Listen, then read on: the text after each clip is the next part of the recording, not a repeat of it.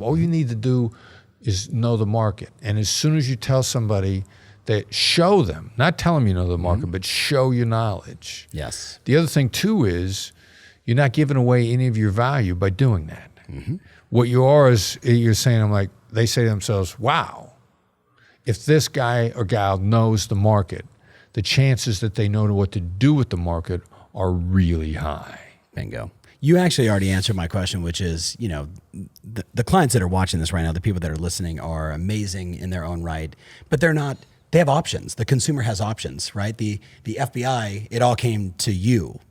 You with me? Where someone listening to this right now is going to say, yeah, but my buyer or seller, who in this case is the father, has so many different options. What say you about that? Well, they have so many bad options, right? Yeah. Any market is full of people that are not listening. Yeah. Any market, people pay lip service to trust. What's trust? That you will actually look out for me. That you will not sacrifice me at the first opportunity. Trust is you recognize long-term is what matters, not short-term. You're not going to cheat me short-term because the long-term consequences are really going to be bad. So the great thing about people having options is 9 out of 10 of those options are bad. Yeah. You don't have to be that much better than everybody else because the vast majority of markets are filled with mediocre players. Well said. And you start raising the level of your game at all, and large chunks of your competitors immediately begin to fall behind you. We talked about earlier when we were just sitting at my table that the single greatest advantage today is learning. Learning. Like that is the degree of separation from learning what to say, learning how to deal with people, understanding human behavior, psychology, sales training, marketing, use right on down the line, learning. Well, it's not just the single greatest advantage, but it's the only sustainable advantage. Sustainable advantage. Some advantages, let's say I learned the latest app. Yeah. I got the latest computer. That only lasts for as long as that technology exists. And I wish I could tell you the executive from Royal Dutch Shell that said it. But a long time ago, in trying to improve their competitive advantage, they had them do this analysis, and the only sustainable competitive advantage, which will be there for you year after year after year, is learning. That's why I love my community. I mean, that's, they're soaking They're this into up. learning. They are absolutely. Okay, so listen to this question. You ready? If I assume correctly, your time as a hostage negotiator wasn't spent in negotiations all the time. It was probably a very small percentage of your time or of your overall responsibilities, right? Thinking 24 years, 150 cases. So just like realtors and lenders and people in the insurance business, salespeople, right?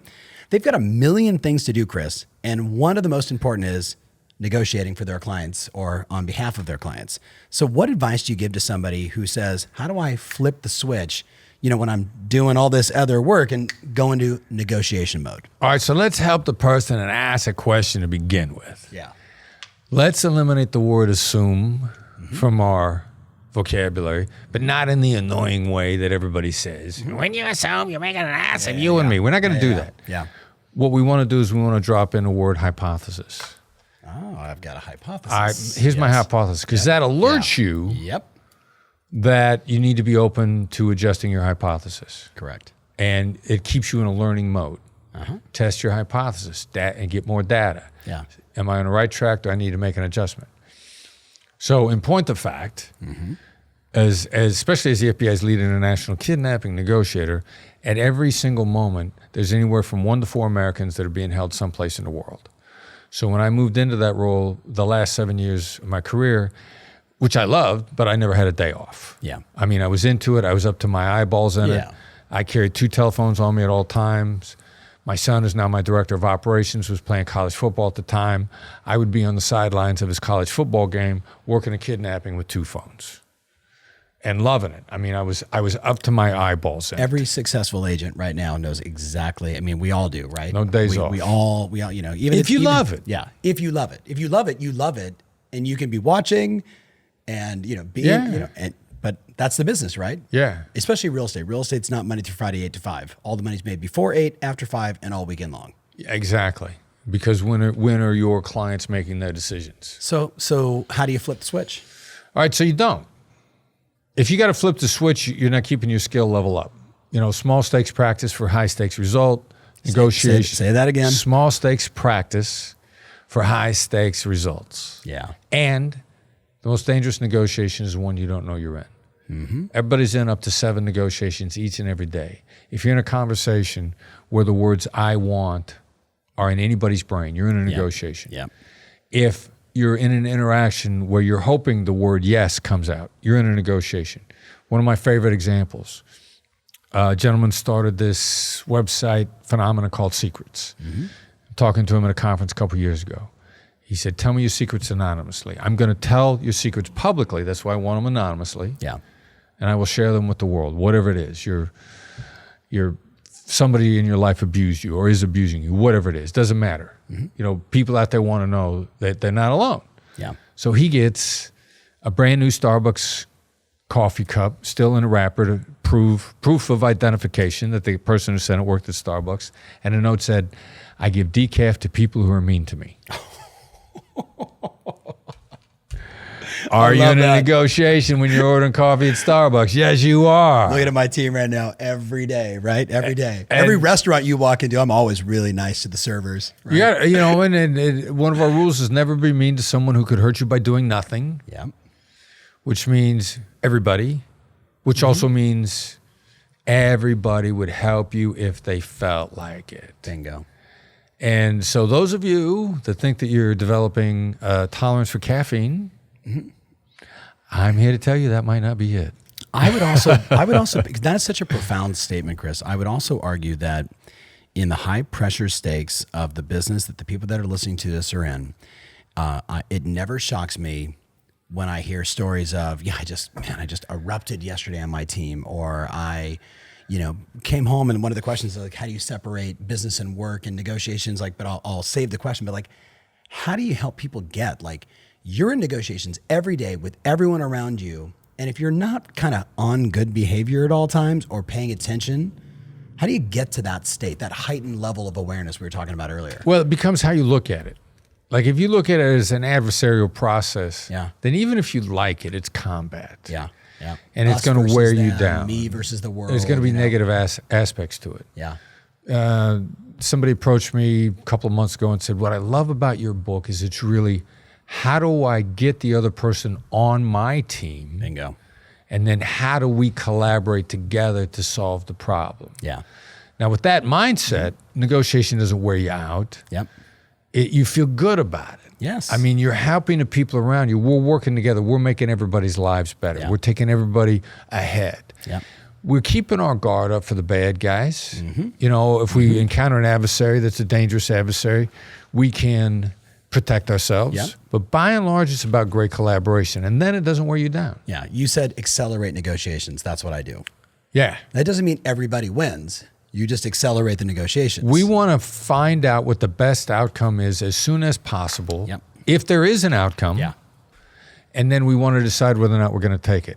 And what we really do is we put time back in people's lives. Yeah. Because if you accelerate properly, then you don't need more time. You know, there's one hack that I'll give you 20% of your day back right away. Instantly. Share, please. 20% of your opportunities are fake opportunities. 20%. It's actually much higher than that. Mm-hmm. That's a stat from a book called The Challenger Sale. Mm-hmm. And they run the data, and what they did was they basically said, how many opportunities do you give people when really you're just looking for free consulting, or really you're looking for a competing bid? Now, real estate people are being asked for free consulting all the time under the guise that we will hire you. Yes. And they just want your marketing plan to compare it to the guy that they're going to go with. Yep. And if yours is different, they're going to steal your knowledge. They're going to go with their brother-in-law anyway. Yeah. That's 20% of the opportunities. Now, the reason why that number has to be higher is because they basically said to people, how often do you lie to people? Yeah. Nobody exaggerates how much they lie. Mm-mm. They would have minimized that. Yeah. They wouldn't have overestimated. Yeah. So if they admit to lying 20% of the time, the number's got to be higher. So one hack is awareness, but what's the hack to find out who's in the 20%? Start asking them about, all right, so if we move forward, what would it look like moving forward with each other? Yeah. I got a Hollywood guy's got me on the phone the other day. The Hollywood guys are famous for, They want to have an in-depth conversation with you at length, steal all your ideas, I would say just bullshit. Yeah. take them to their writer. Yep. So I strongly suspect that this guy wants my ideas and he has a writer he's just going to give them to. So I say, well, if we were to come to an agreement, we would put a show together, what would that look like? He said, well, if we were to put together a show, we would take the writer, and he starts describing it, and every single pronoun he uses leaves me out. Bingo. Vision drives decision. I've asked him a question, what's in your head? What's your vision of moving forward? He doesn't realize I've got him on a polygraph right now. Now, interestingly enough, as he's describing the situation, it occurs to him that he's leaving me out. Yeah. How do I know? In the middle of the conversation, he switches and starts talking about instead of the consultant in neutral terms as if he doesn't know who it is, he starts dropping in you. Yeah. We would do this with you. Now, the only way he switches is because he's become aware that he's been called out. Bingo. So now my job is, we live by the Oprah rule, always leave a great last impression. Always, always, always, always. Oprah has some success with that. Yes, she does. I say, look, I thank you. You've been very generous with your time. Thank you very much for having this conversation with me. I'd love to have a great long-term relationship where we collaborate. At this point in time, if we're going to go any further, I'm sorry, I require mutual commitment. Yeah. And he says, well, I don't think that's going to work. I say, well, you've been generous with your time, and thanks for your time, man. I hope someday we can work together in the future. And get off the phone. So we were talking earlier about the 90-10 rule, that like 10% of all prospects are probably really real and probably right for you, and 90% aren't. There's two issues. Yeah. Are they real and are they right for you? Yeah. And I use a phrase I stole from Joe Polish because we were talking about Joe earlier today. He says, "Don't work with the half people, work with the elf people." Say it again. Don't work with the half people, work with the elf people. Half is hard, annoying, lame, and frustrating. Say that again. Hard, annoying, lame, and frustrating. Yep. And he said even a half could be hard, annoying, lucrative, and frustrating. Yes. But there's elf people out there, easy, lucrative, and fun. Yes. Now, even though we're a minority, it's a big world. And hold on, I got a public service announcement to all my clients. And how many times have you heard me say you need to have multiple pillars of lead generation, lots of people coming in, so you're not desperate, which we've talked about and we're going to get into today, with the one client you have. That's never the situation you want to be in.